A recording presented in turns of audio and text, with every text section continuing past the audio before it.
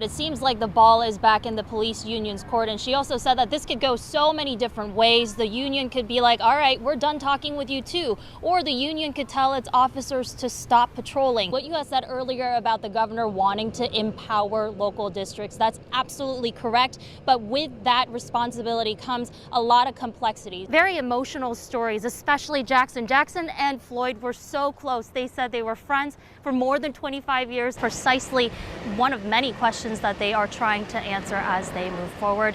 Nothing more specific than that. Judge Peter Cahill did not make a decision today on whether the 4 MPD officers will be tried individually or as a group. However, there are arguments for both sides. Go inside and take a closer look to maybe hopefully pinpoint the cause of the fire, but he said at this point that's not looking so likely. Holton True entered a no contest plea for the 4 homicide charges he is facing and a guilty plea for the 1 hit and run charge. President Donald Trump announced that he will be making his way here to Minneapolis 2 weeks from today. It will be his first rally since the announcement of a congressional impeachment inquiry with 415. And just to put that into perspective, Lauren, that is nearly 3 times the number of delegates than the 4 early voting states combined. Dr. Anthony Fauci said last week that his recommendation is that colleges do not send the students who test positive for COVID-19 back home. Paint the biggest mural he had ever painted right here in the city of Mankato. 9 months and $250,000 later, this is what the city ended up with. When you love somebody, you might buy them a flower or a bunch of flowers. Well, a local man decided he was gonna go with the grandest gesture of love by planting hundreds of thousands of sunflowers for several people in his life. To say COVID-19 has shattered any and all expectations for many is an understatement. Did you think that this is the way you were going to welcome your daughter? No, not at all. Aurora is a healthy 35-year-old. We never thought this was going to happen to us. Juan Duran says what they had expected to be a quick trip to the hospital for his then pregnant wife, Aurora's COVID-19 symptoms, turned out to be a daunting journey. On the 19th, 5 days later, it's when she got intubated on the ventilator. She got put on the ventilator. And then on the 23rd, the doctors called me and said the oxygen was super low, that they had to do a C-section. Luckily, his daughter Andrea was born healthy at just 30 weeks, despite her mother Aurora being on a ventilator during the C-section. But Aurora? About 3 days ago, started getting worse and worse. 2 days ago, the ventilator was at 100% and the oxygen just keeps on going slowly down. Doctors at North Memorial told Juan that maybe if Aurora could be put on an ECMO machine, she might have a chance. ECMO is a form of life support that acts like a heart and lungs externally. But North Memorial Hospital said in a statement, quote, "We do not offer ECMO as a long-term or ongoing treatment which would be required to treat COVID-19, but we do use it for short-term emergency care when needed." Doctors then recommended Juan maybe look into a transfer to another hospital that is an ECMO center, but he says the requests have been denied. We have reached out to Allina Health and Mayo Clinic about the denial of the transfer, but they both said they could not comment on specific patient cases. But Mayo Clinic did add, the approach to ECMO care is similar across all ECMO programs in Minnesota, including Mayo Clinic. Evidence-based criteria for pursuing this complex treatment are designed to use ECMO only when it could be helpful to the patient's recovery. I know there's big risks, but at this point, we think the ECMO machine is the best option to save her life. What are the risks of being on the ECMO machine? I was told she could have a hemorrhage, lose a lot of blood because of the C-section. But despite that risk, you still want her on it? Yes, because she's at 100% in the ventilator right now and the oxygen level just keeps going down. She's fighting, and we want to give her every chance and every resource available for her to have a chance to survive and be with her kids. Juan says he's been married to Aurora for 9 years, but they've actually been together for 17 years. Now, with 3 children together, he says he's hopeful that if Aurora is given the chance, she will overcome and finally be able to hold her 3rd child. Jana? A much celebrated Burnsville firefighter who got his career started in the Air Force, Daniel Hove lived a full life, filled with family, kids, and grandkids. He was someone that his department really relied on to innovate. His daughter, Heather Nicoletti, says her father was like a mentor to so many, all the way until his retirement in 2012, a decision pancreatic cancer made for him. He had a Whipple surgery in February of 2012, and then followed that by rounds and rounds and rounds and rounds and rounds of chemotherapy. Retired Assistant Fire Chief Hove rallied for 8 years, surrounded by an envious number of loved ones.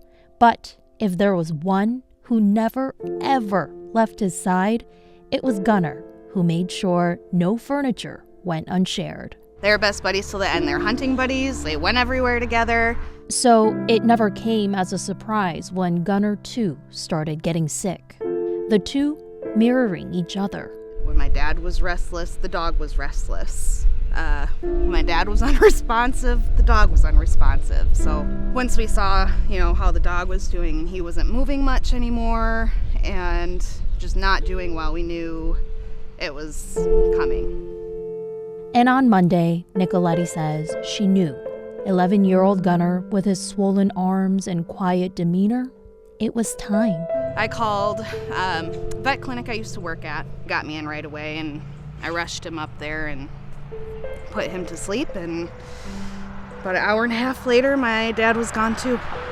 Proving once again that when dogs know, they know so much. I had said I don't know what's going to be more traumatic for him, to try and take him away, to end, put him to sleep to end his suffering, or if you let him live through Dad dying. I think either way, it's going to kill him.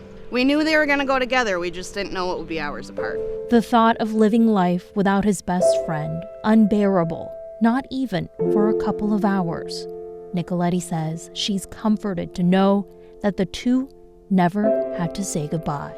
Gunnar could not be without my dad, and I think he chose to go with him.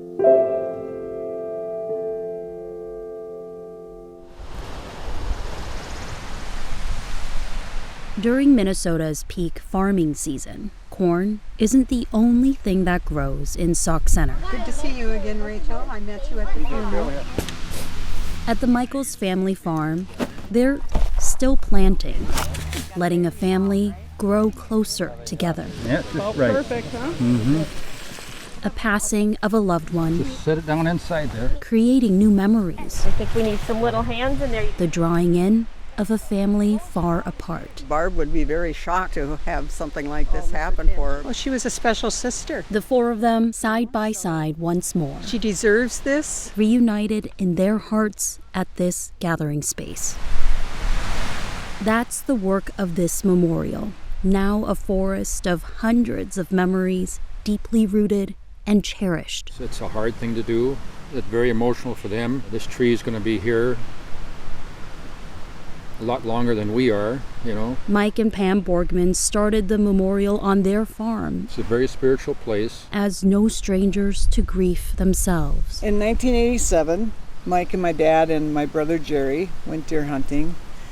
And Jerry was killed, my brother was killed up north. And we gathered up here, and we were also reminded I had a brother who was 9 years old who drowned on this farm. 35 years later, that tree is still there, right by the entrance. They thought it would be fitting to plant 2 trees for Jerry and Gary. It started because of them and because we wanted to honor them. We decided that we'd invite our family, friends, community, whoever wanted to come and plant a tree for either somebody they lost or an event in their life, more or less a gathering space that people could come and share in a community, either loss or joy. Every year since then, for 33 years, they've gathered because grieving is hard, especially alone. We were hurting, and even to this day it's sometimes hard to believe, but we knew that grieving privately wasn't helpful.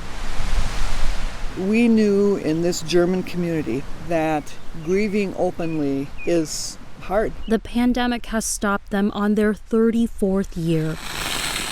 them in the water. But they're finding it hard to say no to individual families just looking to heal.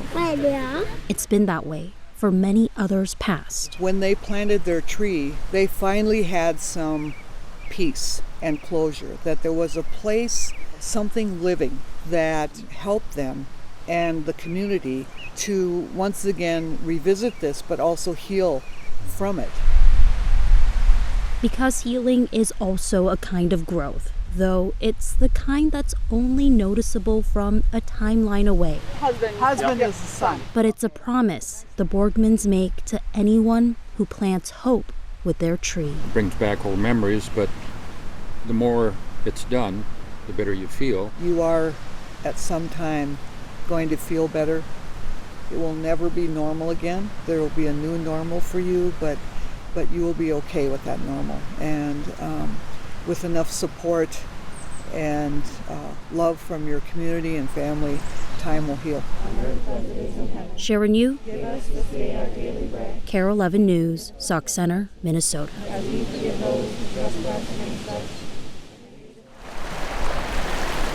Tranquility fills the air where the lake kisses the forest on Minnesota's North Shore.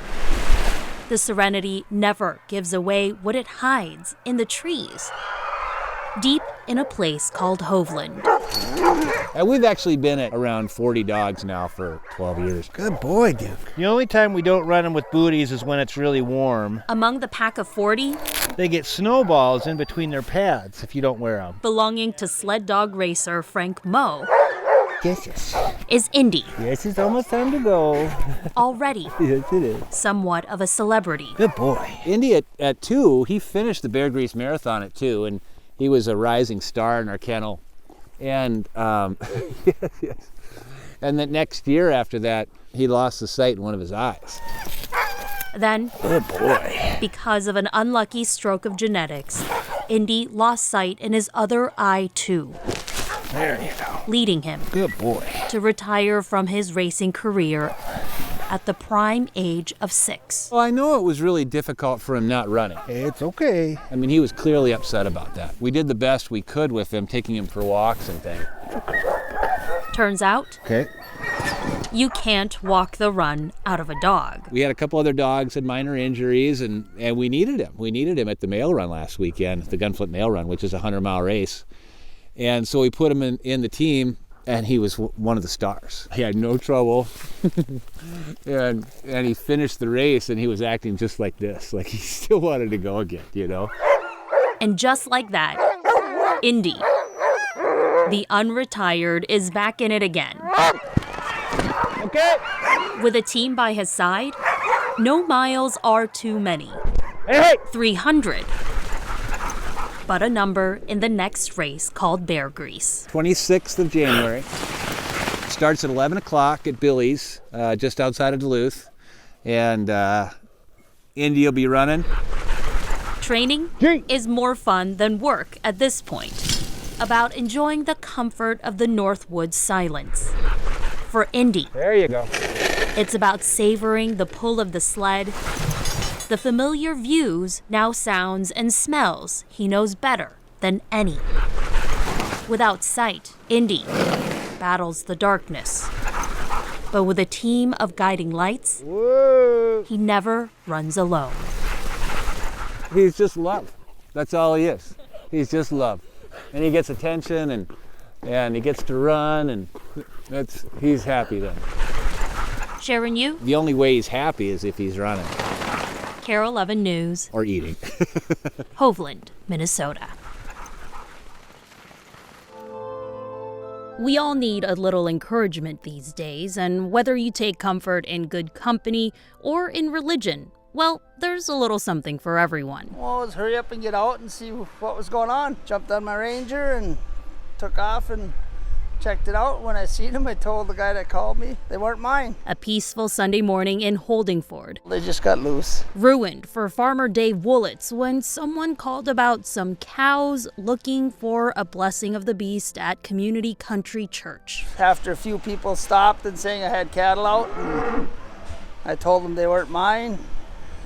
About 8 o'clock, a couple of us went up there and herded them up and brought them down here and penned them up. Meanie, Miney, and Mo, 3 Swiss brown cows, had traveled from somewhere, must have heard the call for a divine bovine moment on Sunday.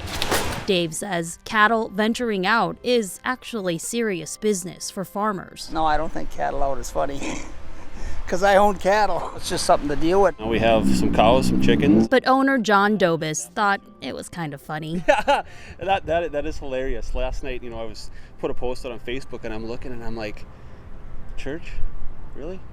I mean, that's almost a mile and a half from our house. So, I mean, they were a little ways out. And then, church. And then I seen another photo. They were down from church in the grass in someone's yard. And, so they're taking a little tour of town. Turns out the 3 have names, and they're a part of Dobis's family. Spot, Brownie, Chocolate maybe is the other one. And boy, are they mischievous. Dobis says these guys have been rubbing against a fence for a while now, so he's not surprised by this move. If we come in the yard or go by the fence, I mean, they're right there. They're looking, they're always alert. They're stubborn maybe a little bit too, so they have a mind of their own. A little holy cow tour behind them. Dobis says his father has already picked them up and brought them home.